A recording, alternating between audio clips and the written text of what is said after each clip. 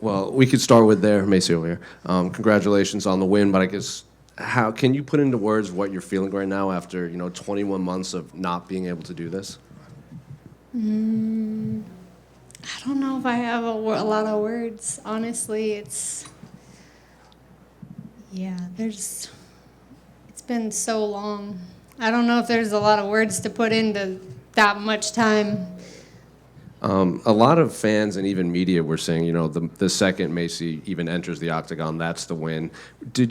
Were you viewing it that way too, or were you just viewing this as like, all right, we're past that part, like I'm just here to fight and do what I like again? Damn, now you made me cry.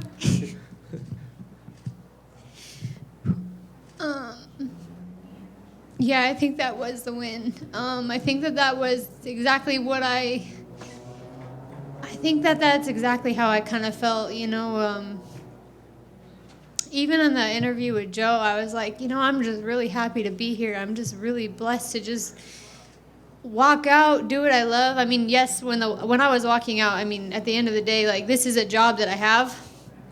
There's another woman standing in front of me, and I have a goal and a dream, that I am chasing, and she's in my way.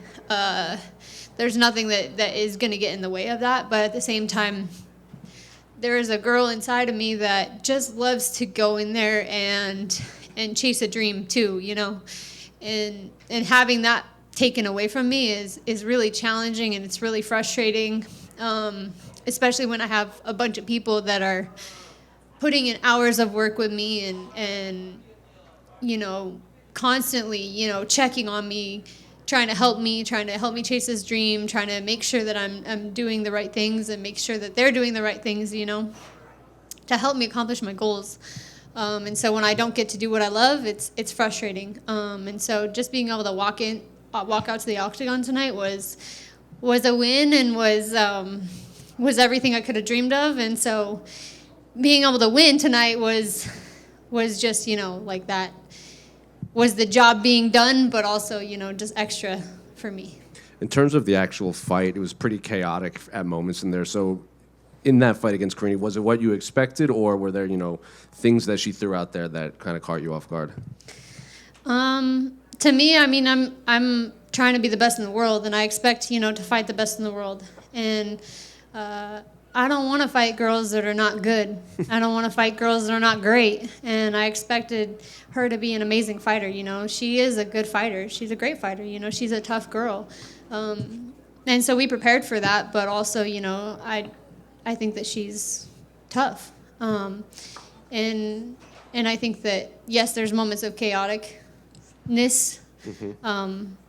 But at the same time, like, I love that. I love going and having a brawl. I love back and forth. I love making exciting fights. So I don't go in there to just point fight. I don't go in there to just have a boring fight. I want the fans to enjoy it just as much as I want to enjoy it. So I hope that you guys enjoyed it just as much as I did. That up kick that caught you, how rocked were you? Because I think we could hear you telling the doctor, like, oh, I'm just a little dizzy, and then he let you go back out there.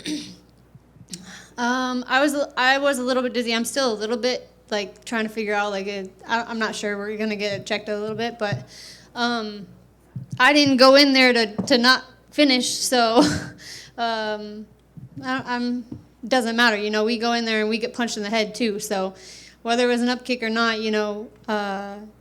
I don't go in there and expect, hey, sometimes things happen, I'm not saying it was intentional, I'm not saying it was accidental, but things happen, whether it was on purpose or not, things happen. So the ref took care of it how he needed to, and now we're going to deal with it, but it is what it is, and I was a little bit dizzy, still am a little bit, but we'll be fine. I'm here, and, sure. and we're talking, so we're good.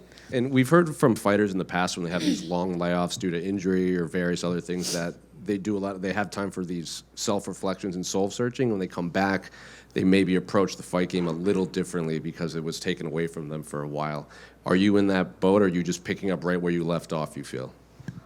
I think a little bit of both, maybe. I just really wanted to get back, At the same time, I don't know if I necessarily had this, like, long layoff where I was just, like, not training and not, like, able to do anything. I went through several camps where I was, like, thinking I was gonna fight and then didn't get to fight, you know, and several times where I was like, okay, I'm gonna finally do what I love, and then nope, just kidding, you're not gonna get to do it, you know.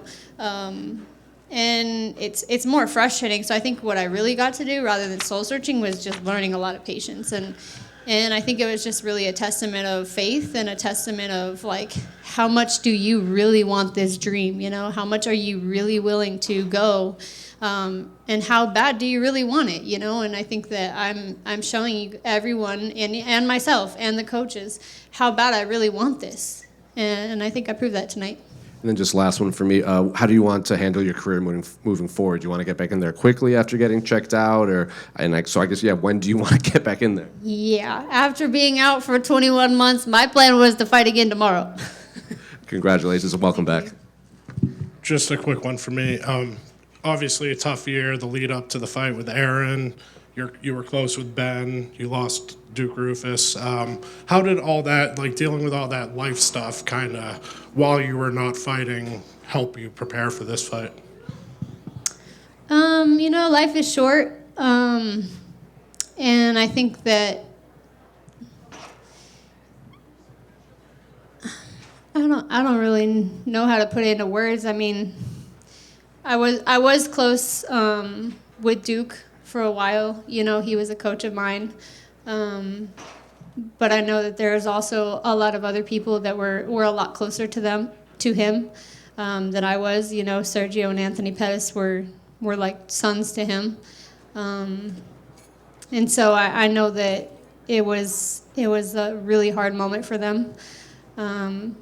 And I can't imagine losing him, you know, for them. And I just hope that, you know, they know that he is looking down on them and he is proud of the men that they are. And I know that Duke's legacy is going to continue to live on. And even Ben, like, you know, it was tough to watch Ben go through what he went through, but Ben is still here, and Ben is one of the most mentally strong-willed people that I know. And he has taught me a lot. Whether he knows it or not, you know, he's taught me so much just in my life, in my fighting career, and in just like everything, you know. Both those guys have had a lot of impact on my life, and they probably didn't even know it. And every coach has, you know. Every coach that I've had in my life has taught me so much. And I owe a lot to every single one of them. And not being able to fight is tough, but it's not just about fighting, you know. There's greater things than just fighting, and life is so short, and I don't really know if there's a lot of things to say about like just fighting and that, but it's a tough thing to go through, you know, and I just hope that everyone that did have Duke in their life is just, you know, I don't know how to put it into words. I just hope that they have peace in their life, and I just hope that they know that, you know, Duke was a special person, and that his legacy is going to continue to shine on through a lot of athletes and through a lot of people, because he was one of the greatest people that I have met, both as a fighter and as a human. Thank you. Maycee over here, congratulations on the victory. You know, you've overcome so much the last few months. I wanted to know, did any fighters reach out to you to like help you through everything or give you advice to help you keep your head up? There has been a lot of fighters. There's been a lot of fighters that have reached out. But also, I also try to not be on Instagram or social media as much.